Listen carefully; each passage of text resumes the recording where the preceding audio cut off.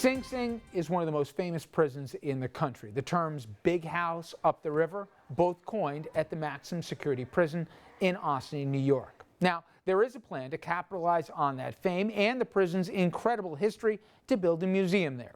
Historic Hudson River Towns, it's working with New York State Department of Corrections and Ossining to do just that. Well, RFL executive producer Larry Epstein, he visited the prison to check it out for himself, and he joins us now. Larry? Thanks, Rich. So many stories to tell about Sing Sing. It's been there for nearly 200 years, so the museum will cover all of that history, but it'll also explain how current inmates are living and getting ready for life outside the prison. Most people can't wait to get out of Sing Sing, but the folks behind the museum are betting thousands of people will pay to get in.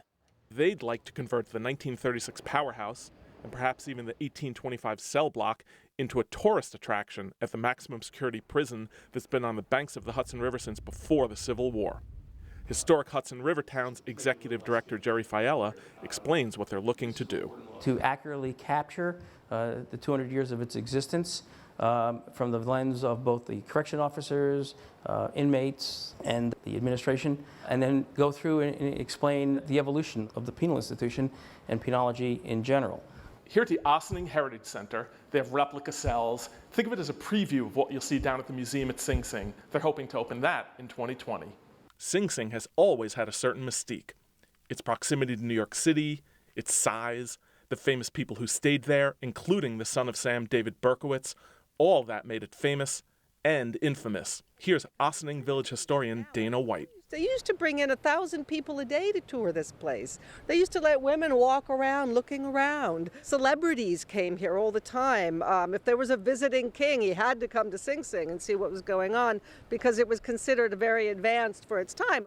All of that, plus the incredible scenery, made Sing Sing an ideal location for filming, and Hollywood jumped all over that. The most famous era of the Hollywood pictures that were filmed here was when Warden Lewis Laws came here in 1821.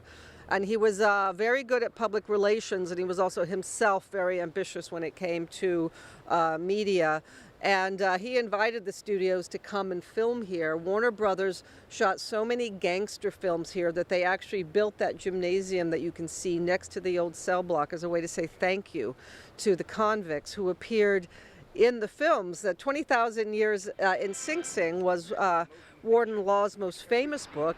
They made a movie about it starring Spencer Tracy. A picture that condenses the most dramatic moments from hundreds of sensationally dramatic lives into a single evening's entertainment. Such a picture is 20,000 Years in Sing Sing. Gangster films starring James Cagney in the 20s and 30s, Breakfast at Tiffany's with Audrey Hepburn, and Analyze That with Robert De Niro, all shot scenes at the prison. But the star of the show when you talk about Sing Sing is perhaps Old Sparky. That's the nickname of the electric chair that was used to kill death row inmates. More than 600 people were executed, including Julius and Ethel Rosenberg.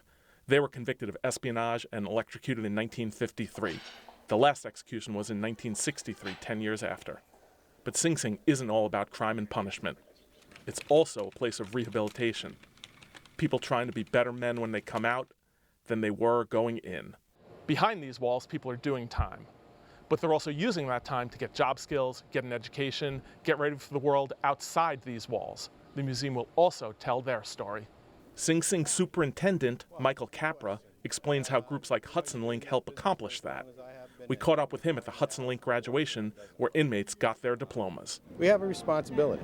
I have 1,700 guys here, and most of them are going to go home.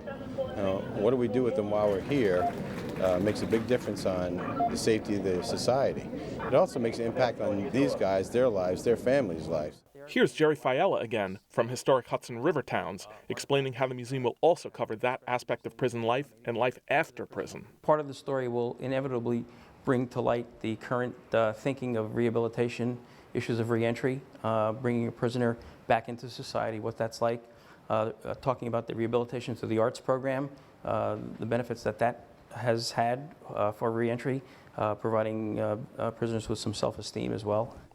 For more info on the museum, go to hudsonriver.com or singsingprisonmuseum.org. Definitely interesting. Plan to check it out. Thank you, Larry. Coming up next, everybody, we'll take a look at some local headlines. Please sit with us.